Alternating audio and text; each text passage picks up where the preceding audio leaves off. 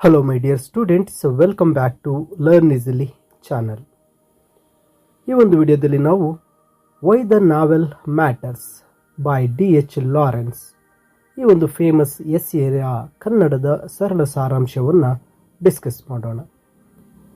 ಇಲ್ಲಿ ಡಿ.ಎಚ್. ಲಾರೆನ್ಸ್ ರವರು why the novel matters ಈ ಒಂದು ಎಸ್ಸೆನಲ್ಲಿ ಕಾದಂಬರಿಯು ಒಂದು ಸಾಹಿತ್ಯ ರೂಪವಾಗಿ ತುಂಬ ಅತ್ಯುನ್ನತವಾದದ್ದು ಎಂಬುದರ ಬಗ್ಗೆ ಒಂದು ರೀತಿಯ ಭಾವೋದ್ರಿಕ್ತವಾದಂತಹ ತಮ್ಮ ವಾದವನ್ನು ಮಂಡಿಸ್ತಾ ಇದ್ದಾರೆ. ಅಂದರೆ ಪದ್ಯ ಗದ್ಯ ಇವುಗಳ ಸಾಲಿಗೆ ಸೇರ್ತಕ್ಕಂಥ ಕಾದಂಬರಿಯು ಒಬ್ಬ ಜೀವಂತ ಮನುಷ್ಯನನ್ನು ಮ್ಯಾನ್ ಅಲೈವ್ ಅಂದರೆ ಒಬ್ಬ ಮಾನವನ ಸಂಪೂರ್ಣ ಆತನ ಒಂದು ಕಂಪಿಸುವ ಮತ್ತು ನಿರಂತರವಾಗಿ ಬದಲಾಗುವ ಒಂದು ಸಮಗ್ರತೆಯನ್ನು ಸೆರೆ ಹಿಡಿಯಬಲ್ಲದು ಅಂತ. ಅಂದರೆ ಪದ್ಯಕ್ಕಿಂತ ಈ ಒಂದು ಕಾದಂಬರಿಯು ಒಬ್ಬ ಮನುಷ್ಯನ ಒಬ್ಬ ವ್ಯಕ್ತಿಯ ಒಂದು ವೈಬ್ರೇಟಿಂಗ್ ಆ್ಯಂಡ್ ಚೇಂಜಿಂಗ್ ಹೋಲ್ನೆಸ್ಸನ್ನು ಮೀನ್ಸ್ ಆ ಒಂದು ವ್ಯಕ್ತಿಯ ಸಮಗ್ರತೆಯನ್ನು ಸಂಪೂರ್ಣವಾಗಿ ತಿಳಿಸಬಲ್ಲದು ಅಂತಕ್ಕಂಥದ್ದನ್ನು ಹೇಳ್ತಾರೆ. ಇಲ್ಲಿ ಅವರ ಒಂದು ಮುಖ್ಯ ಸಿದ್ಧಾಂತ ಅನ್ನೋದನ್ನು ಗಮನಿಸಿದಾಗ ಈ ಒಂದು ಕಾದಂಬರಿ ಅಂತಕ್ಕಂಥದ್ದು ಸಮಗ್ರವಾಗಿ ಮನುಷ್ಯನನ್ನು ಅರ್ಥೈಸಿಕೊಳ್ಳಬಹುದು ಅಂತ ಹೇಳ್ತಾರೆ. ವಿಜ್ಞಾನ, ತತ್ವಶಾಸ್ತ್ರ ಮತ್ತು ಧರ್ಮಗಳು ನೀಡುವ ಮಾನವೀಯತೆಯ ತುಣುಕು ನೋಟಗಳನ್ನು ಲಾರೆನ್ಸ್ ತಿರಸ್ಕರಿಸ್ತಾರೆ. ಜೀವನವೇ ಅಂತಿಮ ಮೌಲ್ಯ ಮತ್ತು ಕಾದಂಬರಿಯು ಅದರ ಒಂದು ಪ್ರಕಾಶಮಾನವಾದ ಪುಸ್ತಕ ಅಂತ ಹೇಳ್ತಾರೆ, ಬ್ರೈಟ್ ಬುಕ್ ಅಂತ ಹೇಳ್ತಾರೆ. ಕಾದಂಬರಿ ಅನ್ನೋದು ಮನುಷ್ಯನನ್ನು ಸಂಪೂರ್ಣವಾಗಿ ಸೆರೆ ಹಿಡಿಯಬಲ್ಲದು ಅಂತಕ್ಕಂತಹ ವಾದವನ್ನು ಮಂಡಿಸ್ತಾ ಹೋಗ್ತಾರೆ. ನಂತರ ಇಲ್ಲಿ ನಮ್ಮ ಬಗ್ಗೆ ನಾವೇ ಹೊಂದಿರುವ ಒಂದು ವಿಚಿತ್ರ ಕಲ್ಪನೆಗಳನ್ನು ಟೀಕಿಸುವ ಮೂಲಕ ಲಾರೆನ್ಸ್ ಈ ಒಂದು ಎಸ್ಸೆಯನ್ನು ಪ್ರಾರಂಭ ಮಾಡ್ತಾರೆ. ಸಮಾಜ ಹೆಚ್ಚಾಗಿ ಮಾನವನನ್ನು ಪ್ರತ್ಯೇಕ ಭಾಗಗಳ ಸಂಗ್ರಹವಾಗಿ ನೋಡುತ್ತೆ. ಅಂದರೆ ಆತ್ಮ, ಚೇತನ ಅಥವಾ ಮನಸ್ಸು ಹೊಂದಿರುವ ಒಂದು ದೇಹ ಅಂತ ಹೇಳಿ ಅವರು ವಿಶೇಷವಾಗಿ ಮೆನ್ಸ್ ಸನ ಇನ್ ಕಾರ್ಪೋರ್ ಸನ ಆರೋಗ್ಯವಂತ ದೇಹದಲ್ಲಿ ಆರೋಗ್ಯವಂತ ಮನಸ್ಸು, A sound mind in a sound body ಎಂಬ ಶಾಸ್ತ್ರೀಯ ಆದರ್ಶವನ್ನು ಗುರಿಯಾಗಿಸ್ತಾರೆ. ಚೇತನದ ಒಂದು ವೈನ್ ಮುಗಿದ ನಂತರ ದೇಹವು ಕೇವಲ ಒಂದು ಎಸೆಯಲ್ಪಡುವ ಬಾಟಲಿ ಅಥವಾ ಪಾತ್ರೆ ಅಂತ ನಾವು ಪರಿಗಣಿಸ್ತೇವೆ ಅಂತ ಅವರಲ್ಲಿ ಗಮನಿಸ್ಕೊಳ್ತಾರೆ. ಅಂದರೆ ಈ ಒಂದು ವ್ಯವಸ್ಥೆಯ ಒಂದು ಬೌದ್ಧಿಕ ದೇಹಕ್ಕಿಂತ ಮನಸ್ಸು ಅಥವಾ ಆತ್ಮವನ್ನು ಮೇಲಿಡುವುದು ಒಂದು ವಿಚಿತ್ರ ರೀತಿಯ ಮೂಢನಂಬಿಕೆ ಅಂತ ಲಾರೆನ್ಸ್ ವಾದಿಸ್ತಾರೆ. ಈ ಪ್ರಬಂಧವನ್ನು ಬರೆಯುತ್ತಾ ಅವರು ತಮ್ಮದೇ ಆದಂತಹ ಒಂದು ಕೈಯ ಉದಾಹರಣೆಯನ್ನು ನೀಡ್ತಾರೆ. ಜೀವಂತ ಕೈ ಅವರ ಒಂದು ಉನ್ನತ ಮನಸ್ಸಿನಿಂದ ನಿರ್ದೇಶಿಸಲ್ಪಡುವ ಒಂದು ಭಾಗವಾಗಿರುತ್ತೆ. ಕೇವಲ ಶೂನ್ಯ ಅಲ್ಲ, ಅದು ಜೀವಂತವಾಗಿದೆ. ಅದು ತನ್ನದೇ ಆದ ಜೀವನದೊಂದಿಗೆ ಮಿಡಿಯುತ್ತೆ ಮತ್ತು ಸ್ಪರ್ಶದ ಮೂಲಕ ವಿಷಯಗಳನ್ನು ಕಲಿಯುತ್ತದೆ ಅಂತ ಹೇಳ್ತಾರೆ. ಇಲ್ಲಿ ನನ್ನಲ್ಲಿ ಯಾವುದು ಜೀವಂತವಾಗಿದೆಯೋ ಅದೇ ನಾನು ಎಂದು ಅವರು ಪ್ರತಿಪಾದಿಸ್ತಾರೆ. ಪ್ರತಿಯೊಂದು ಮಚ್ಚೆ, ಕೂದಲು, ಚರ್ಮದ ಒಂದು ಮಡಿಕೆ ಅವರ ಮೆದುಳು ಅಥವಾ ಆತ್ಮದಷ್ಟೇ ಅವರ ಮೂಲಭೂತದ ಒಂದು ಅಸ್ತಿತ್ವವಾಗಿದೆ ಅಂತ ಹೇಳ್ತಾರೆ. ಅವರು ತಮ್ಮ ಬೆರಳಿನ ತುದಿಯಲ್ಲಿ ಒಂದು ನಿಗೂಢ ರೂಬಿಕಾನ್ ಗಡಿ ಎಳೆಯುತ್ತಾರೆ. ಅವರ ಉಗುರುಗಳು ಅವರ ಜೀವಂತ ಅಸ್ತಿತ್ವ ಮತ್ತು ನಿರ್ಜೀವ ಬ್ರಹ್ಮಾಂಡದ ನಡುವಿನ ಗಡಿಯಾಗಿದೆ ಅಂತ ಹೇಳಿ ಲಾರೆನ್ಸ್ ರವರು ಹೇಳ್ತಾರೆ. ಇಲ್ಲಿ ಲಾರೆನ್ಸ್ ರವರ ಒಂದು ವಾದದ ಪ್ರಕಾರ ದೇಹದಲ್ಲಿ ಆತ್ಮ ಅಂತಕ್ಕಂಥದ್ದು ವೈನ್ ಥರ, ಆ ಆತ್ಮ ಹೊರಟೋದ್ರೆ ಈ ಖಾಲಿಯಾದಂತಹ ಒಂದು ಬಾಟಲಿ ಥರ ದೇಹ ಆಗುತ್ತೆ ಅಂತಕ್ಕಂಥದ್ದನ್ನು ಅವರು ಗಮನಿಸಿ ಇಲ್ಲಿ ಹೇಳ್ತಾರೆ. ನಂತರ ಲಾರೆನ್ಸ್ ರವರು ಈ ಒಂದು ಎಸ್ಸೆನಲ್ಲಿ ಬೌದ್ಧಿಕ ಮತ್ತು ಆಧ್ಯಾತ್ಮಿಕ ಕ್ಷೇತ್ರಗಳ ಪಂಡಿತರನ್ನು ಟೀಕಿಸ್ತಾರೆ. ಇಲ್ಲಿ ಆ ಬೌದ್ಧಿಕ ಕ್ಷೇತ್ರ ಅಂದರೆ ಬುದ್ಧಿವಂತರು ಮತ್ತು ಆಧ್ಯಾತ್ಮಿಕ ಸ್ಪಿರಿಚುಯಲ್ ಪರ್ಸನ್ಸ್ ಅಂತ ಏನು ಕರಿತೀವಿ, ದ ರಿಲಿಜಿಯನ್ ಪರ್ಸನ್ಸ್ ಮತ್ತು ಫಿಲಾಸಫರ್ಸ್ ಮತ್ತು ಸೈಂಟಿಸ್ಟ್ಗಳನ್ನು ಅವರು ಏನು ಮಾಡ್ತಾರೆ, ಒಂದು ರೀತಿ ಅವರುಗಳನ್ನು ಒಂದು ರಿನೆಗೇಡ್ಸ್ ಅಂತ ಕರೀತಾರೆ, ಧರ್ಮಭ್ರಷ್ಟರು ಅಂತ ಕರೀತಾರೆ. ಯಾಕೆಂದರೆ ಸಂಪೂರ್ಣ ಜೀವಂತ ಮನುಷ್ಯನನ್ನು ಗೌರವಿಸಲು ಅವರು ವಿಫಲರಾಗಿದ್ದಾರೆ. ಆದ್ದರಿಂದ ಅವರನ್ನು ಒಂದು ಧರ್ಮಭ್ರಷ್ಟರು, ರಿನೆಗೇಡ್ಸ್ ಅಂತ ಕರೀತಾರೆ. ಅದರಲ್ಲಿ ಮೊದಲಿಗೆ ಧರ್ಮಗುರು, ಧರ್ಮ ಧರ್ಮಗುರುವು ಸ್ವರ್ಗದಲ್ಲಿರುವ ಆತ್ಮಗಳ ಮೇಲೆ ಮತ್ತು ಜೀವನದ ನಂತರ ಅಸ್ತಿತ್ವದಲ್ಲಿರ್ತಕ್ಕಂತಹ ಪರಂಧಾಮದ ಮೇಲೆ ಗಮನ ಹರಿಸ್ತಾನೆ. ಡಿ.ಎಚ್. ಲಾರೆನ್ಸ್ ರವರು ಇದನ್ನು ತಿರಸ್ಕಾರ ಮಾಡ್ತಾರೆ. ಜೀವನದ ನಂತರದ ಯಾವುದರಲ್ಲೂ ತನಗೆ ಆಸಕ್ತಿ ಇಲ್ಲ ಅಂತ ಹೇಳ್ತಾರೆ. ಕಾದಂಬರಿಕಾರನಿಗೆ ಸ್ವರ್ಗವು ನಿಮ್ಮ ಅಂಗೈಯಲ್ಲಿ ಕಂಡುಬರುತ್ತದೆ, ಏಕೆಂದರೆ ಆ ಕೈ ಜೀವಂತವಾಗಿದೆ. ಸತ್ತ ಮೇಲೆ ಇರುವುದು ನಿಜವಾಗಲೂ ನಮಗೆ ಸಿಗೋದಿಲ್ಲ. ಆದ್ದರಿಂದ ಆ ಒಂದು ಧರ್ಮಗುರುಗಳು ಹೇಳ್ತಕ್ಕಂಥ ಸ್ವರ್ಗದಲ್ಲಿರುವ ಆತ್ಮಗಳ ಬಗ್ಗೆನ ಒಂದು ಅಸ್ತಿತ್ವವನ್ನು ಲಾರೆನ್ಸ್ ರವರು ತಿರಸ್ಕಾರ ಮಾಡ್ತಾರೆ. ಇನ್ನು ದ ಫಿಲಾಸಫರ್ಸ್, ತತ್ವಜ್ಞಾನಿಗಳ ಬಗ್ಗೆ. ತತ್ವಜ್ಞಾನಿಗಳು ಅನಂತತೆ ಮತ್ತು ಶುದ್ಧ ಚೇತನದೊಂದಿಗೆ ವ್ಯವಹರಿಸ್ತಾ ಇರ್ತಾರೆ. ಅವರು ಭೌತಿಕ ವಾಸ್ತವದಲ್ಲಿ ಇರುವುದಕ್ಕಿಂತ ಹೆಚ್ಚಾಗಿ ಅಮೂರ್ತ ಆಲೋಚನೆಗಳಲ್ಲಿ ಕಳೆದು ಹೋದಾಗ ತಾವು ಹೆಚ್ಚು ಮುಖ್ಯವೆಂದು ವರ್ತಿಸ್ತಾರೆ. ಅಂದರೆ ಅವರು ಕಾಂಕ್ರೀಟ್ ಥಿಂಗ್ಸ್ನ ಮೇಲೆ ಹೆಚ್ಚು ಕಾನ್ಸಂಟ್ರೇಟ್ ಮಾಡ್ತಾರೆ. ಇಲ್ಲಿರ್ತಕ್ಕಂಥ ಅಬ್ಸ್ಟ್ರಾಕ್ಟ್ ಕಣ್ಣು ಮುಂದೆ ಇರೋದನ್ನು ಮರೀತಾರೆ. ತತ್ವಜ್ಞಾನಿಯು ಆಲೋಚನೆಗಳು ಕೇವಲ ಆಕಾಶದಲ್ಲಿನ ಕಂಪನಗಳು ಅಂತ ಲಾರೆನ್ಸ್ ವಾದ ಮಾಡ್ತಾರೆ. ನಂತರ ಇನ್ನು ವಿಜ್ಞಾನಿ ಸೈಂಟಿಸ್ಟ್ಗೆ ಬಂದಾಗ, ವಿಜ್ಞಾನಿಗೆ ಜೀವಂತ ಮನುಷ್ಯನು ಪರಿಣಾಮಕಾರಿಯಾಗಿ ಸತ್ತಂತೆ. ವಿಜ್ಞಾನವು ಮಾನವನನ್ನು ಬಿಡಿ ಭಾಗಗಳಾಗಿ ವಿಭಜಿಸುತ್ತೆ. ಹೃದಯ, ಯಕೃತ್ ಅಥವಾ ನರಮಂಡಲ, ಸೂಕ್ಷ್ಮದರ್ಶಕದ ಅಡಿಯಲ್ಲಿ ಅಧ್ಯಯನ ಮಾಡುವ ಮೂಲಕ ಅರ್ಥ ಮಾಡಿಕೊಳ್ಳಲು ಪ್ರಯತ್ನಿಸುತ್ತೆ. ತಾನು ಕೇವಲ ಗ್ರಂಥಿಗಳ ಸಮೂಹ ಎಂಬುದನ್ನು ಲಾರೆನ್ಸ್ ಇಲ್ಲಿ ನಿರಾಕರಿಸ್ತಾರೆ.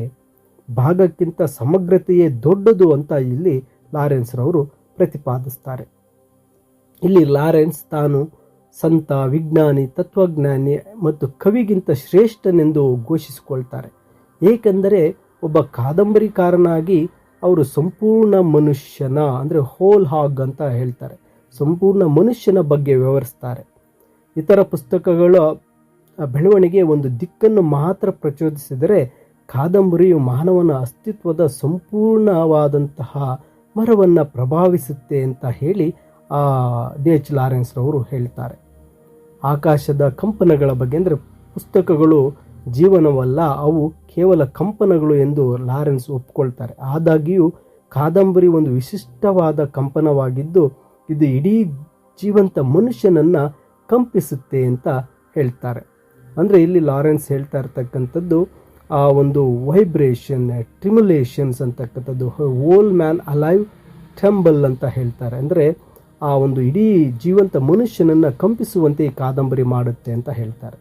ಇನ್ನು ಕಾದಂಬರಿಯಾಗಿ ಬೈಬಲ್, ಅಂದರೆ ಬೈಬಲ್ ಆ್ಯಸ್ ಎ ನಾವೆಲ್, ಇಲ್ಲಿ ಡಿ.ಎಚ್. ಲಾರೆನ್ಸ್ ರವರು ಕೂಡ ಬೈಬಲನ್ನು ಒಂದು ದೊಡ್ಡ ಗೊಂದಲಮಯ ಕಾದಂಬರಿ ಅಂತ ವಿವರಿಸ್ತಾರೆ.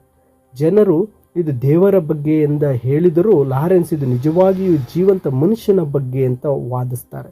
ಅದು ದೇವರ ಬಗ್ಗೆ ಅಂತ ಹೇಳಿದಾಗ ಅದು ದೇವರ ಬಗ್ಗೆ ಅಲ್ಲ, ಇದು ಒಂದು ಜೀವಂತ ಮನುಷ್ಯನ ಬಗ್ಗೆ ಇರ್ತಕ್ಕಂತಹ ಕಾದಂಬರಿ ಬೈಬಲ್ ಅಂತಕ್ಕಂಥದ್ದನ್ನು ಹೇಳ್ತಾರೆ. ಇನ್ನು ದ ಹೋಲ್ನೆಸ್ ಆಫ್ ಕಮ್ಯುನಿಕೇಷನ್, ಅಂದರೆ ಸಂವಹನದ ಒಂದು ಸಮಗ್ರತೆ ಬಗ್ಗೆ. ಪ್ಲೇಟೋ ಅಥವಾ 10 ಆಜ್ಞೆಗಳಿಗಿಂತ ಭಿನ್ನವಾಗಿ ಹೋಮರ್ ಅಥವಾ ಶೇಕ್ಸ್ಪಿಯರ್ ಅಂತಹ ಶ್ರೇಷ್ಠ ಕಾದಂಬರಿಗಳು ಮನುಷ್ಯನ ಯಾವುದೇ ಒಂದು ಭಾಗವನ್ನು ಮೀರಿದ ಅಸ್ತಿತ್ವದೊಂದಿಗೆ ಒಂದು ಸಂವಹನವನ್ನು ನಡೆಸ್ತವೆ ಅಂತಕ್ಕಂಥದ್ದನ್ನು ಇಲ್ಲಿ ಡಿ.ಎಚ್. ಲಾರೆನ್ಸ್ ರವರು ಹೇಳ್ತಾರೆ. ಇನ್ನು ಈ ಒಂದು ಪ್ರಬಂಧದ ಪ್ರಮುಖ ಒಂದು ಥೀಮ್, ಪರಿಕಲ್ಪನೆ ಅಂದರೆ ಸ್ಥಿರ ಮಾದರಿಗಳು ಮತ್ತು ನಿರಪೇಕ್ಷ ಅಂತ ಹೇಳ್ತಾರೆ. ಸ್ಥಿರ ಮಾದರಿಗಳು ಮತ್ತು ನಿರಪೇಕ್ಷ ಸತ್ಯತೆಗಳು ಅಂತ ಹೇಳ್ತಾರೆ, ಅಬ್ಸಲ್ಯೂಟ್ಸ್ ಅಂತ ಹೇಳ್ತಾರೆ. ಇಲ್ಲಿ ಆ ಸ್ಥಿರಪೇಕ್ಷ ಸತ್ಯಗಳನ್ನು ತಿರಸ್ಕರಿಸ್ತಕ್ಕಂಥದ್ದು. ದೇವರ ವಾಕ್ಯವು ಸ್ಥಿರವಾದಂತಹ ಕಂಪನವಾಗಿರೋದ್ರಿಂದ ಹಳೇದಾಗತ್ತೆ ಮತ್ತು ನೀರಸವಾಗುತ್ತದೆ. ಆದರೆ ಹುಲ್ಲು ಮತ್ತು ಹೂಗಳು ಬಾಡಿ ಮತ್ತೆ ನವೀಕರಿಸಿಕೊಳ್ಳುವುದರಿಂದ ಅವು ಚೈತನ್ಯದಾಯಕವಾಗಿರುತ್ತೆ ಅಂತ ಹೇಳಿ ಇಲ್ಲಿ ಲಾರೆನ್ಸ್ ರವರು ತಮ್ಮ ವಾದವನ್ನು ಹೇಳ್ತಾರೆ. ಇಲ್ಲಿ ಆ ಒಂದು ನಿರಪೇಕ್ಷ ಸಾಮ್ರಾಜ್ಯಶಾಹಿಯ ಬಗ್ಗೆ ಮಾತಾಡ್ತಾರೆ. ನಿರಪೇಕ್ಷ ಒಳ್ಳೆಯದು ಅಥವಾ ಸರಿಯಾದದು ಎಂಬ ಕಲ್ಪನೆಗೆ ಅಂತ್ಯ ಹಾಡಬೇಕೆಂದು ಲಾರೆನ್ಸ್ ಒತ್ತಾಯಿಸ್ತಾರೆ. ಎಲ್ಲವೂ ಹರಿಯುತ್ತವೆ ಮತ್ತು ಬದಲಾಗ್ತಾ ಇರ್ತವೆ, ಯಾವುದೂ ಸಹ ನಿಂತ ನೀರಲ್ಲ ಅಂತಕ್ಕಂಥದ್ದನ್ನು ವಾದಿಸ್ತಾರೆ. ಬದಲಾವಣೆಯ ಮೂಲಕ ಒಬ್ಬ ಮಾನವನ ಸಮಗ್ರತೆಯು ದೀಪದ ಕಂಬದಂತೆ ಸ್ಥಿರವಾಗಿರೋದಿಲ್ಲ, ಅದು ಬದಲಾವಣೆಗೆ ಒಳಪಡ್ತಾ ಇರುತ್ತೆ ಅಂತ ಹೇಳ್ತಾರೆ. ಮತ್ತು ಕ್ರಿಯಾತ್ಮಕ ಪ್ರೀತಿ, ಒಬ್ಬ ಮಹಿಳೆ ತನ್ನನ್ನು ಬದಲಾಯಿಸುತ್ತಾ ಮತ್ತು ಆಶ್ಚರ್ಯಚಕಿತಗೊಳಿಸುತ್ತಾ ಇರುವುದರಿಂದಲೇ ತಾನು ಅವಳನ್ನು ಪ್ರೀತಿಸಲು ಸಾಧ್ಯ ಅಂತ ಅವರು ಗಮನಿಸ್ತಾರೆ. ಅವಳು ಬದಲಾಗದೆ ಉಳಿದಿದ್ದರೆ ಅವಳು ಕೇವಲ ಮೆಣಸಿನ ಡಬ್ಬಿಯಂತೆ, ಪೆಪ್ಪರ್ ಪಾಟ್ನಂತೆ ಉತ್ತಮವಾಗಿರೋದಿಲ್ಲ ಅಂಥೇಳಿ ಆ ಒಂದು ಬದಲಾವಣೆ ಇರ್ತಕ್ಕಂಥದ್ದು ಇರುತ್ತೆ ಅಂತೇಳಿ ಇಲ್ಲಿ D.H. ಲಾರೆನ್ಸ್ ಅವರು ಹೇಳ್ತಾರೆ. ಮತ್ತು ಬದುಕುವುದು ಮತ್ತು ಜೀವನದೊಳಗಿನ ಒಂದು ಸತ್ಯ ಮನುಷ್ಯ ಅಂದರೆ ಕಾದಂಬರಿ ಅಂತಿಮ ಉದ್ದೇಶ ಓದುಗರಲ್ಲಿ ಸರಿ ಮತ್ತು ತಪ್ಪಿನ ಸಿದ್ಧಾಂತಕ್ಕಿಂತ ಜೀವನದ ಪ್ರವೃತ್ತಿಯನ್ನು, ಒಂದು ಇನ್ಸ್ಟಿಂಕ್ಟ್ ಫಾರ್ ಲೈಫನ್ನು ಬೆಳೆಸಲು ಸಹಾಯ ಮಾಡುವುದು ಅಂತ ಇಲ್ಲಿ ಲಾರೆನ್ಸು ಪ್ರತಿಪಾದಿಸ್ತಾರೆ. ಒಬ್ಬ ವ್ಯಕ್ತಿಯ ಜೀವನದ ಕಾರ್ಯಗಳನ್ನು ಊಟ ಮಾಡತಕ್ಕಂಥದ್ದು ಅಥವಾ ಪ್ರೀತಿ ಮಾಡುವುದು ಜೀವಂತ ಮನುಷ್ಯನಾಗಿ ಮಾಡಬಹುದಾದ ಅಥವಾ ಕೇವಲ ಒಂದು ಹಗೆಯುವ ಹೆಣವಾಗಿ ಮಾಡಬಹುದು. ಕಾದಂಬರಿಯು ಮಾರ್ಗದರ್ಶಿಯಾಗಿ ಕಾರ್ಯನಿರ್ವಹಿಸುತ್ತೆ.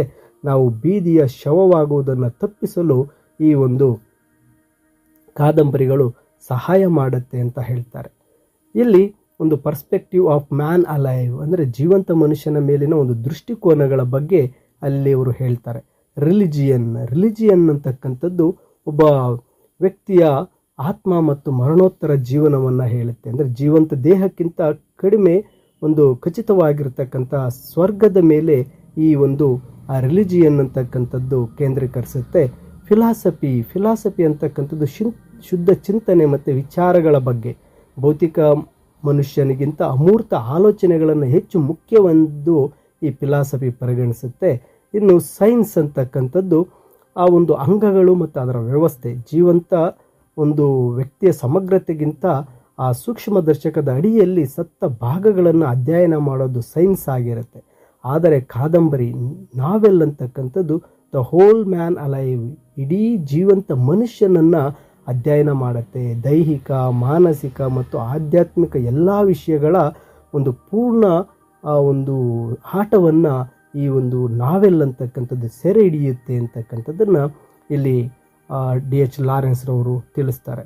ಇನ್ನು ಕೊನೆಯದಾಗಿ ಕನ್ಕ್ಲೂಷನ್ಗೆ ಬಂದಾಗ ಬದುಕಲು ಕಾರಣ ಜೀವನವೇ ಹೊರತು ಬೇರೇನೂ ಅಲ್ಲ ಅಂತ ಲಾರೆನ್ಸ್ ತೀರ್ಮಾನಿಸ್ತಾರೆ.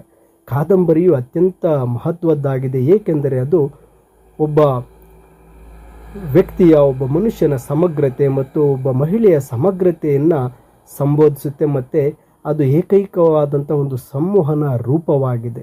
ಸಂಪೂರ್ಣ ಜೀವಂತ ಮನುಷ್ಯನಾಗಿರುವುದು ಅಸ್ತಿತ್ವದ ಉದ್ದೇಶ ಎಂದು ಅದು ನಮಗೆ ಕಲಿಸುತ್ತೆ ಅಂತ ಹೇಳ್ತಾರೆ. ಅಂದರೆ wholeness of a man and the wholeness of a women, it teaches us that to be a whole man alive, this is the point of the existence ಅಂತ ಹೇಳಿ ಈ ಒಂದು ಕಾದಂಬರಿಯ ಒಂದು ಅಂತ್ಯವನ್ನು ತಿಳಿಸ್ಕೊಡ್ತಾರೆ. ಅಂದರೆ ಲಾರೆನ್ಸ್ ರವರ ಪ್ರಕಾರ ಕಾದಂಬರಿ ಅತ್ಯಂತ ಮಹತ್ವಪೂರ್ಣವಾದದ್ದು, ಏಕೆಂದರೆ ಅದು ಒಬ್ಬ ವ್ಯಕ್ತಿಯ ಸಮಗ್ರತೆಯನ್ನು ಒಂದು ಸಂವಹನ ರೂಪವಾಗಿ ಅದು ನಮಗೆ ತಿಳಿಸ್ಕೊಡುತ್ತೆ ಕಾದಂಬರಿ ಅಂತಕ್ಕಂಥದ್ದನ್ನು ಹೇಳ್ತಾ ಈ ಒಂದು ಎಸ್ಸೆ ವೈ ದ ನಾವೆಲ್ ಮ್ಯಾಟರ್ಸನ್ನು ಕನ್ಕ್ಲೂಡ್ ಮಾಡ್ತಾರೆ. ಮೈ ಡಿಯರ್ ಸ್ಟೂಡೆಂಟ್ಸ್, ಇದು ಕನ್ನಡದಲ್ಲಿ ತುಂಬ ಸರಳವಾಗಿ, ತುಂಬ ಚಿಕ್ಕದಾಗಿ ಇದರ ಒಂದು ಸಾರಾಂಶವನ್ನು ತಿಳಿಸಿದ್ದೇನೆ. ಇದರ ಸಮರಿ PDF ಈ ವಿಡಿಯೋದ ಡಿಸ್ಕ್ರಿಪ್ಷನ್ನಲ್ಲಿದೆ, ನೀವು ಡೌನ್ಲೋಡ್ ಮಾಡ್ಕೊಳ್ಳಿ. ಹಾಗೆ ಇನ್ನೂ ಹೆಚ್ಚಿನ ವಿಡಿಯೋಗಳಿಗಾಗಿ ತಪ್ಪದೇ ಲರ್ನ್ ಈಸಿಲಿ ಚಾನಲ್ಗೆ ಸಬ್ಸ್ಕ್ರೈಬ್ ಮಾಡ್ಕೊಳ್ಳಿ ಅಂತ ಹೇಳ್ತಾ thank you for watching this video.